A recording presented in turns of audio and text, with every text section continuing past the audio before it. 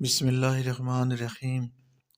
حضرت عبداللہ بن شقیق رضی اللہ عنہ بیان کرتے ہیں، حضرت ابو ہریرہ رضی اللہ عنہ حضرت کعب رضی اللہ عنہ کے پاس کچھ پوچھنے کے لیے آئے۔ اس وقت حضرت کعب رضی اللہ عنہ لوگوں میں بیٹھے ہوئے تھے۔ حضرت کعب رضی اللہ عنہ نے کہا، اے ابو ہریرہ، تم کیا پوچھنا چاہ رہے ہو؟ انہوں نے کہا، میری نظر میں ایسا کوئی شخص نہیں ہے جس کو مجھ سے زیادہ حدیثیں یاد ہوں۔ اس پر کعب رضی اللہ عنہ نے جواب دیا، تم کسی بھی حدیث شخص کو دیکھ لو، وہ ایک نہ ایک دن سیر ہو جائے گا، سوائے دنیا اور علم کے طلبگار کے کہ یہ دونوں کبھی سیر نہیں ہوتے۔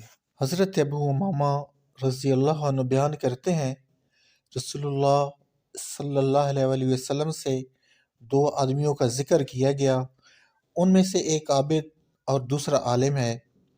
تو رسول اللہ صلی اللہ علیہ وآلہ وسلم نے فرمایا، عالم کی عابد پر اسی طرح فضیلت ہے جس طرح میری فضیلت تمہارے ادنا آدمی پر ہے۔